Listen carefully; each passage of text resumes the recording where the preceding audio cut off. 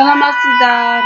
Алматы сервистік қызмет көрсету колледжі 27 тобы студенттері мен оқытушы Төлеу Сәуле Абайдың 175 жылдық мерейтойына арнауы.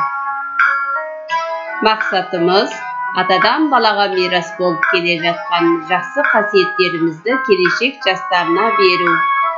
Ұлттық салт дәстүрлеріміз, тіліміз бен музыкамыз, әдебиетіміз, жоралғыларымыз, бір сөзбен айтқанда, ұлттық рухымыз ойымызда мәңгі қалуға тиіс.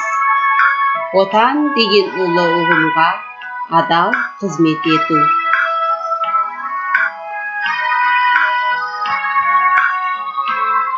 Абай ұлы ақын, жазушы, философ, ағартушы. Абай қазақ әдеби тілінің негізін қалаушы. Абай қазақ халқының өшпес дара тұлғасы. Абай қазақ халқының брендісі.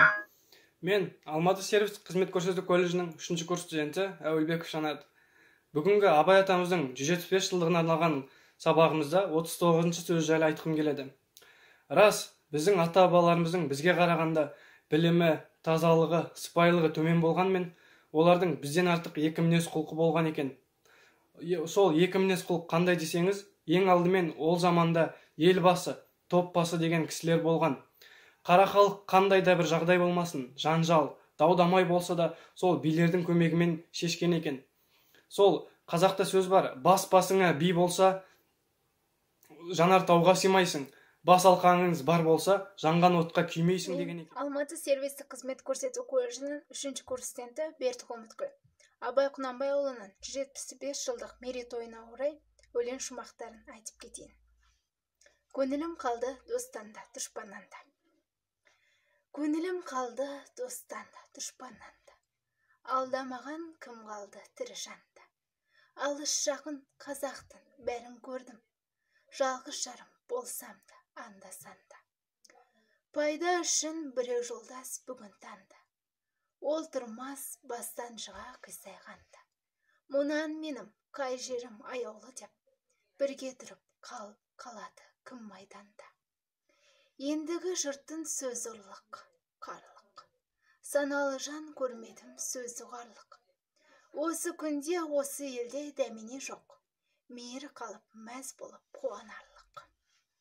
Адам баласына жыртықсыз, кірсіз, сыпайы, һәм ол киімді былғап былжыратпай, таза кимек дұрысыз. Ләкин өз дәулетінен артық киініп, не киімі дәулетінен артық болмаса да, киімін көңіліне қуат тұтып, тым айналдырмақ кербездің ісі. Кербездің екі түрлі қылығы болады. Біреулері жүріс тұрысын, қас қабағын, мұрнын, бет келбетін қолдан түзетіп әуре болмақ. Ал кейбіреулері мінер атым, ішер айраным, киер киімім деп жұртқа сыпайы, жұғымды жігітке айналмаққа, өзінен ілгерілерге елеулі азамат болып, өзінен кішкентайларға, осының атындай ат мініп, осының киіміндей киім кисек, не арманым бар екен дейтұғын болмаққа ойланбақ. Мұның бәрі масқаралық, ақмақтық. Адам баласы бұны бір ойламасын. Егерде бір ойлайтын болса, қайта адам болуы қиын болмақ. Адам баласы адам баласынан ақыл, ғылым, ар мінез деген заттармен ғана озады. Мұнан басқа заттармен оздым ғой дейтіннің бәрі де Мен Алтаева Гүлзат, Алматы сервистік қызмет көрсету колледжінің 3-ші курс 27-ші бап тобының студентімін. Абай Құнанбаевтың 175 жылдығына орай мен сіздерге бірнеше нақыл сөздерді айтып кетсем. Еңбек, қуаныш, жалқаулық, айырылмас азап. Еріншектік күллі дүниедегі өнердің дұшпаны. Талапсыздық, жігерсіздік, ұятсыздық, кедейлік бәрі осыдан шығады. Жұмысы жоқтық, тамағы тоқтық, аздыра адам баласын. Адам баласының ең жаманы талапсыз. Әсемпаз болма әнеге, өнерпаз болсаң арқалан. Сенде бір кірпіш дүниеге, кетігін тапта бар қалан. Абайдың нақыл сөздері. Адамның адамшылығы істі бастағандығынан білінеді, қалайша бітіргендігінен емес.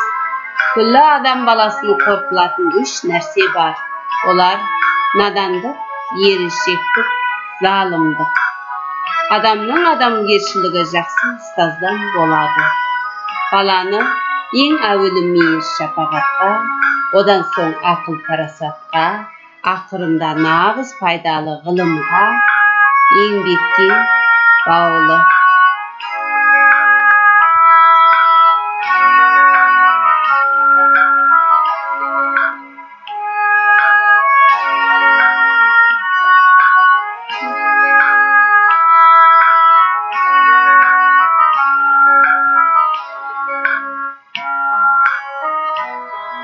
Назарларыңызға рахмет.